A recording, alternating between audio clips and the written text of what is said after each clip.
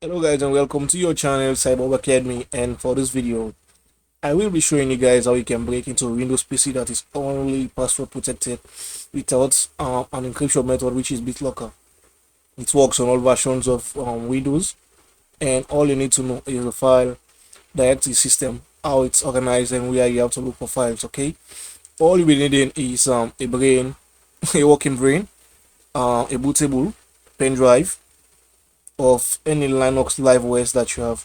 It works with all, but I'll be using Ubuntu 22.04 because it is what I have in my PC that has been uploaded. My PC does not have any password for now. I don't use password most of my computers. Okay, but I'm going to set a password now, and after that we will try to see if we can use our bootable pen drive to get into the PC to retrieve files from there without the password trained by them. So I'll just go to privacy and security, and then I'll be setting my password. Mind you, I'm offline for now, so I won't be using this the Windows Microsoft account. I won't be using my Microsoft account as a password. Let's see, gosh, account, sorry, my bad. Sign in options. I'll be signing with a password, not a security key. Let's say password. I'll be adding a password now. New password. Let's see, I will try to make it 4 letters. Test there.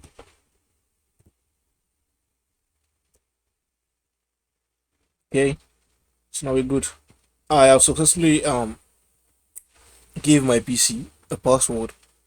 So now all I need to do is create my bootable pen drive.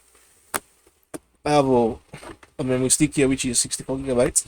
I'll be plugging it, and mind you, you can use any options you want from Rufus, Etcher, Ventor, Unit Booting, whatever you can use to create your bootable pen drive. For me, I'll be using Ventor because it supports both legacy and UEFI. But my PC is strictly a legacy PC. It only supports MBR partition scheme. Okay, so I'll be waiting now, and I'll be clicking close, and I'll be using inventory to disk. Let's see. Click yes, and then we have to install it on my stick. Pen drive, my stick. Now we have it here, 64 gigabyte vendor code, product code. Let's go install, and I'll click yes again. Mind you, it's going to format my stick, my pen drive, my flash disks, anyhow you want to pronounce it, and it is using the MBR partition scheme because that's what my PC supports. Okay, and then we are going to transfer or copy the Ubuntu 22.04 file as we are going to transfer it now. We are just going to copy it directly to my pen drive. Okay, now we have the Ventor in package and Ventor in device, which means it has been successfully transferred. So I'll just transfer this one to my pen drive now.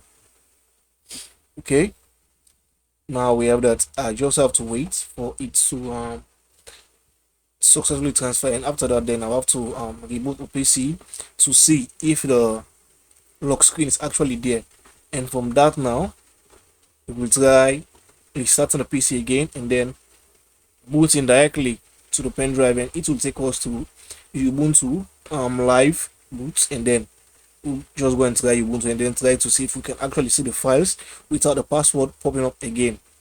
That's how you can retrieve files. You can use them to steal files from from people's or someone's PC, or if you forget your password on your PC without an encryption method, which is BitLocker. If there was no BitLocker used in there, you can actually retrieve your files. You can retrieve all of them. You just have to mount the disk, and then it will be showing.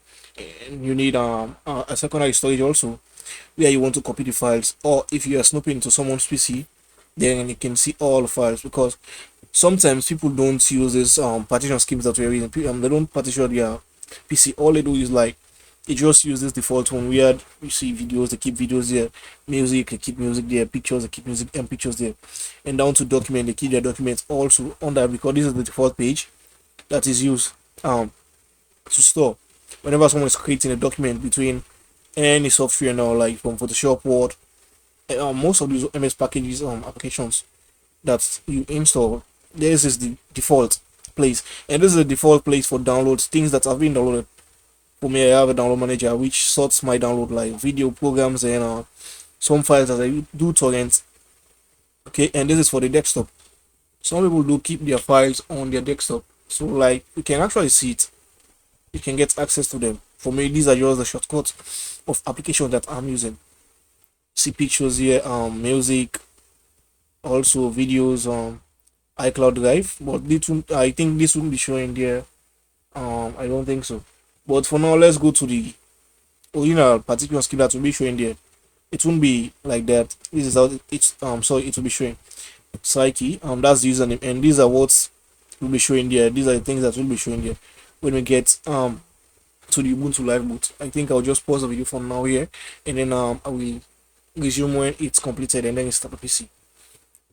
Be sure to like, subscribe, share, comment. Okay, now it is completely transferred onto the pen drive with this Ventoy. Now we have it here, Ubuntu 2.04 desktop MD 64. Okay, so like this method is just like it's like hacking into a PC, but it requires not more skills except creating a bootable device and knowing the boot option, and then the file system, how it's arranged and where to look for files, and also all you need is access. You need live access to the PC or the computer of the yeah, the someone you are trying to get access into, or the something you are trying to get access into. Like the PC, you need to have access over it. It should be with you at the time, and mind you, you need your bootable pen drive at the moment with you. It's just like hacking because you'll be retrieving files and also dumping files. If you have executable files you want to send to the individual, you can do that directly, and then a bit of social engineering will do the work. Tell them it's something else. You can even mask the exe, the executable or the application you created. You can even mask it to something else that will look pleasant for them to click on, and after you did that, then it will then proceed to do the job you ask it for. So I think I'll be switching now to camera for you to see that the PC currently has a password enabled. I'll be cutting this here, and then we start in the PC for now. See you on the next side. Thanks. So here we go, and this is my PC. It's running Windows 11 currently, and we gave it a password just now, and that's what it's asking for. If I type anything wrong, then I think it won't be giving us access because that was the wrong thing I actually typed. Okay, let's see. I think this should be the password. It should be 4. Okay, then we good. I will have to just restart the PC now, and then we can try using the bootable pen drive. The pen drive is actually there on the side, by the side, in the side, off the side. It's going to take a while for it to actually show, and we just restart it now, and then switch to the pen drive so we can actually get into without actually using the Windows screen to log in to this account. Okay, I think we're good. I'll just have to restart it now. See you on the next chapter phase later. Okay, so now we are going to switch to the bootable pen drive. I'll be running through my USB, and the boot key for my PC's computer is like F12. It's Lenovo. I'm using Ventoy. I'll just click on enter again and proceed. Put in normal mode.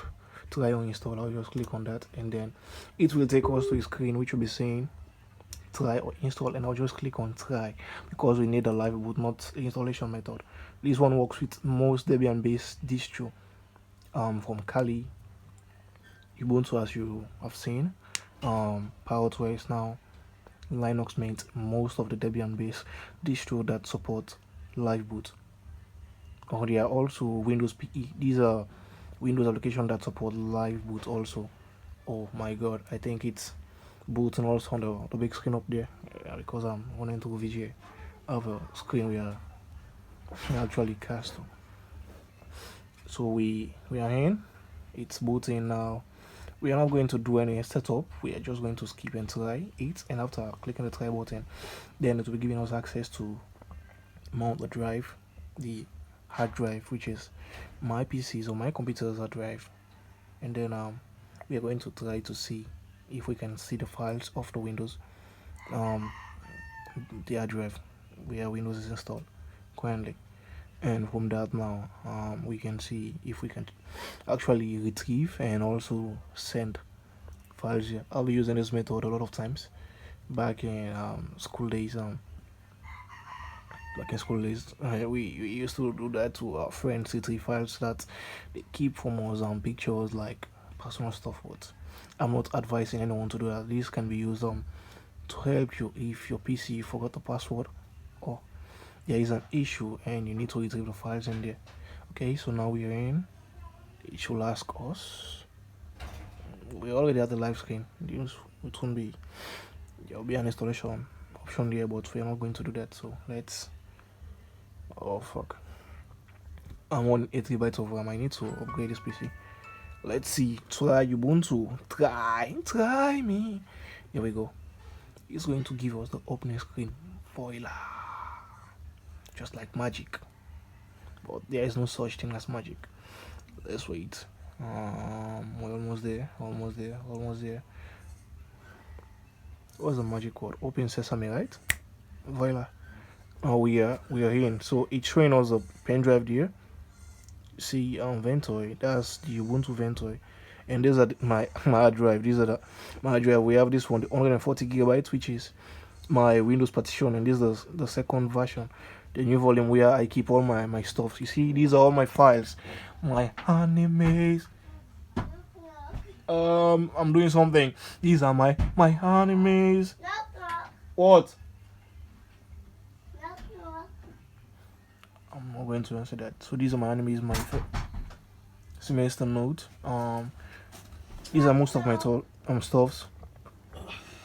Get the fuck away from me. I'll be there. I'm coming. I'm coming. Oh my god. So sorry about that.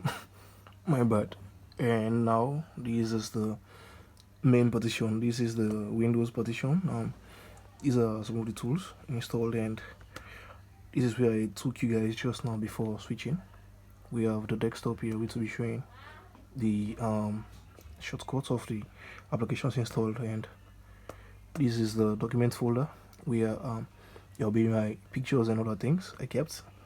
Downloads, favorite, iCloud drive for if I did download anything from my iCloud account, because I'm running iCloud drive or iCloud in my PC because I'm using the iPhone currently now to do this recording. And this is something I call an artboard. It is something I did for a user interface for a login page that I was working on with VS Code.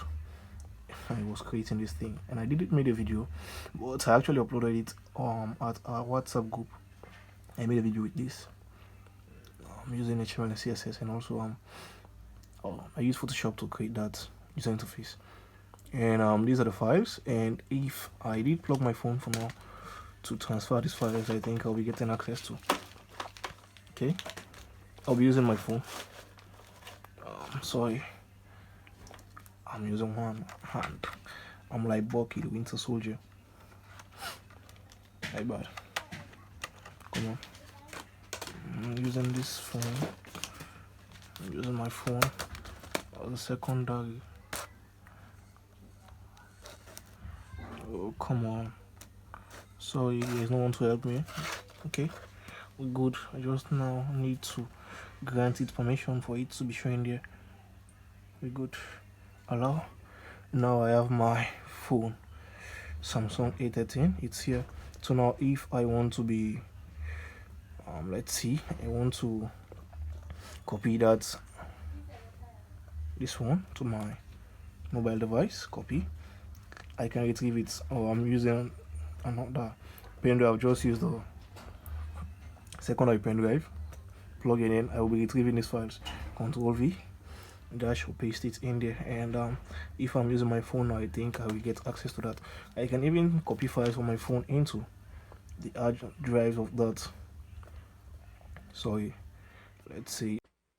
Okay, as we have showcased how your PC can be broken into or hacked into by someone with not much computing skills or a total novice, I think you guys should be using more secure methods like using encryption for secured files, using BitLocker for certain let's say drive partitions that will be securing your files that are sensitive for you, that are more vital and should be more secured. We all know the Emperor protects. Emperor protects. We all know that, but to prevent is more better than to cure something, right? There are more preventive methods like BitLocker. It's available for your PC. It's available. You can use it, set it up to secure the files you think should not be getting into someone else, and that will put you into problem. We know this age we do a lot of shit for things that we keep. A lot of us do that, or most of you guys, or most of us, we do that. So the best thing we can do is try to secure these files. Let's say I was the one that had access to your PC for over 5 hours now, or let's say less than 5 hours. 30 minutes is enough.